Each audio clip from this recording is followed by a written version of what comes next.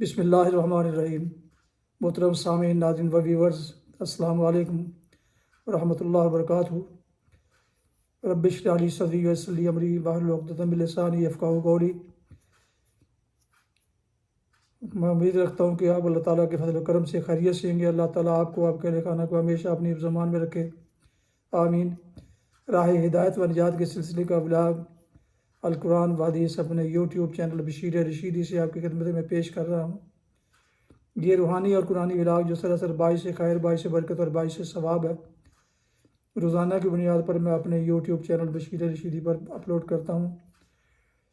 اللہ تعالیٰ کی رضا کے لیے اللہ تعالیٰ میری یہ کاوش قبول فرمائے اور ہمیں اس پر عمل کرنے کی توفیق عطا فرمائے۔ آپ سے گزارش ہے کہ اگر آپ نے ابھی تک اس چینل کو سبسکرائب نہیں کیا تو ضرور سبسکرائب کر لیجیے گا، دوستوں سے شیئر کر کے، لائک کر کے بیل آئیکن بھی پریس کر دیجیے گا تاکہ آنے والے ایسے روحانی اور قرآنی نوٹیفیکیشنز آپ تک اور دوستوں تک باقاعدہ اور بر وقت پہنچتے رہیں۔ تو شروع کرتے ہیں القرآن و حدیث۔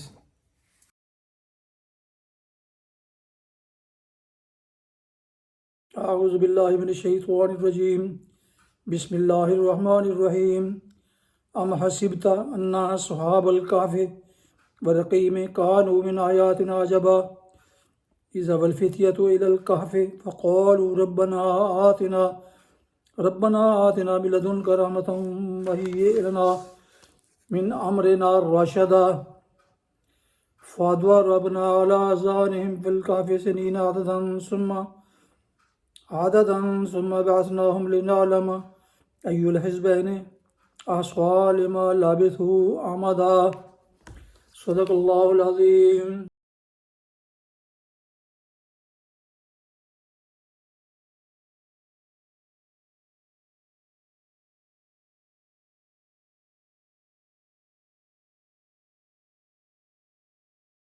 آپ نے ابھی سورہ الکہف کی آیات 9 تا 12 کی تلاوت سماعت فرمائی۔ اس کا اردو ترجمہ پیش کرتا ہوں۔ ام حسبت ان اصحاب الکہف والرقیم، کیا تم سمجھتے ہو کہ غار اور کتبے والے ہماری کوئی بڑی عجیب نشانیوں میں سے تھے؟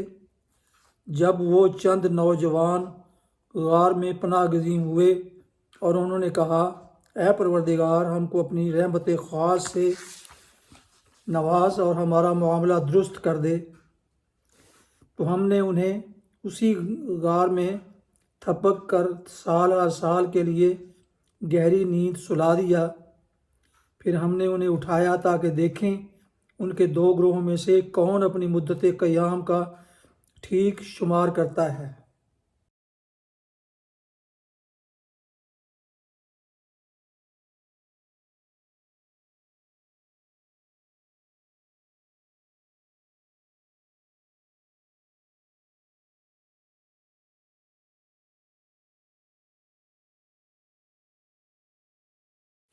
تفسیر۔ کیا تم سمجھتے ہو کہ غار اور کتبے والے ہماری کوئی بڑی عجیب نشانیوں میں سے تھے؟ عربی زبان میں کہف وسیع غار کو کہتے ہیں، اور غار کا لفظ تنگ کھو کے لیے استعمال ہوتا ہے، مگر اردو میں غار کہف کا ہم معنی ہے۔ رقیم کے معنی ہے اختلاف، رقیم کے معنی میں اختلاف ہے۔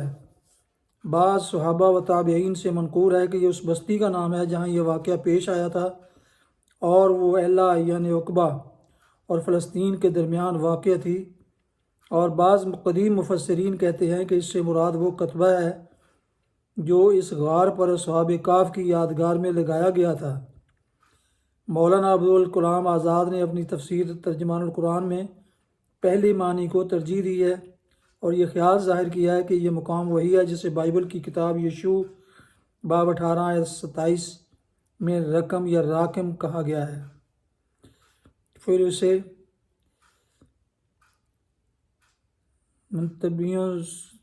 منتبیوں سے کہ مشہور تاریخی مرکز پیٹرا کا قدیم نام قرار دیتے ہیں، لیکن انہوں نے اس بات پر غور نہیں فرمایا کہ کتاب یشوع میں رقم یا راکم کا ذکر بنی بن یمین کی میراث کے سلسلے میں آیا ہے، اور خود اسی کتاب کے بیان کی روح سے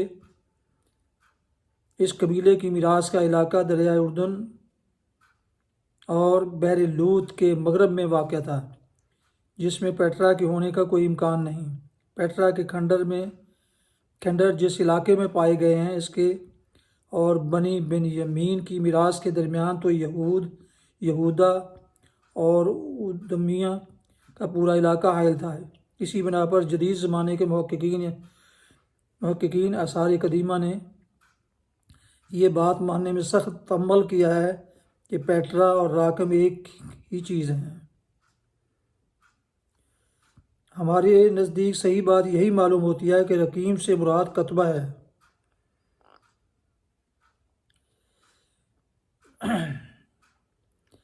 ہماری کوئی بڑی عجیب نشانیوں میں سے تھے، یعنی کیا تم اس خدا کی قدرت سے جس نے زمین و آسمان کو پیدا کیا ہے اس بات کو کچھ بعید سمجھتے ہو کہ وہ چند آدمیوں کو 200-300 برس تک سلائے رکھے اور پھر ویسا ہی جوان و تندرست جگہ اٹھائے جیسے وہ سوئے تھے؟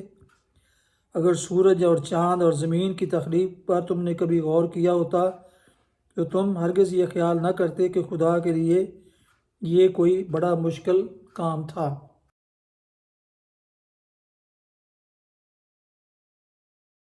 حدیث مبارکہ۔ حضرت ابو عبداللہ جابر بن سمرہ سوائی رضی اللہ عنہ بیان کرتے ہیں کہ میں نبی صلی اللہ علیہ وسلم کے ساتھ آپ کی اقتداء میں نمازیں پڑھتا تھا، پس آپ کی نماز بھی درمیانی ہوتی تھی اور آپ کا خطبہ بھی درمیانہ۔ صحیح مسلم کتاب الجمعہ حدیث نمبر 866۔ فوائد۔ اس سے معلوم ہوا کہ امام کا جماعت کی حالت میں لمبی نماز پڑھانا، اسی طرح جمعہ و عیدین وغیرہ میں لمبا خطبہ دینا سنت کے خلاف ہے۔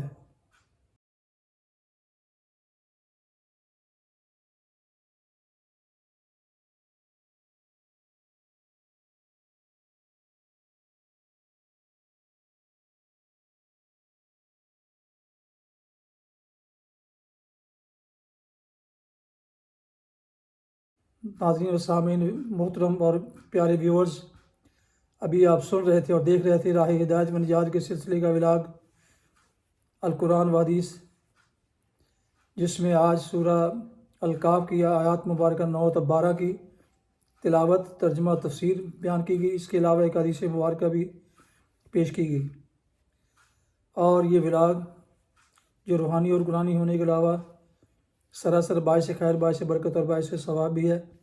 روزانہ کی بنیاد پر میں اپنے یوٹیوب چینل بشیر رشیدی پر اپلوڈ کرتا ہوں، اور ابھی میں نے اس پر اپلوڈ کر دیا ہے آج کا ولاگ۔ ایک دفعہ پھر گزارش ہے کہ اگر آپ نے ابھی تک اسے سبسکرائب نہیں کیا تو پلیز سبسکرائب ضرور کر لیجئے گا، اور دوستوں سے شیئر کر کے، لائک کر کے بیل آئیکن کو بھی پریس کر دیجئے گا، تاکہ آنے والے ایسے روحانی اور قرآنی نوٹیفیکیشنز آپ تک اور دوستوں تک باقاعدہ اور بر وقت پہنچتے رہیں۔ اللہ تعالیٰ آپ کا حامی و ناصر ہو۔ اللہ تعالیٰ آپ کو، آپ کے اہل خانہ کو ہمیشہ اپنی حفظ و امان میں رکھے، آمین۔ اپنا بہت خیال رکھیے گا، اپنی دعاؤں میں پاک وطن، والدین، آباء و اجداد، دوستوں کے علاوہ اس ناچیز کو بھی ان میں شامل فرمائیں تو انتہائی شکر گزار ہوں گا۔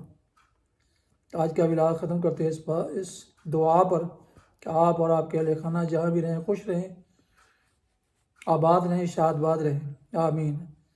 السلام علیکم ورحمۃ اللہ وبرکاتہ۔ پاکستان زندہ باد۔ اللہ حافظ۔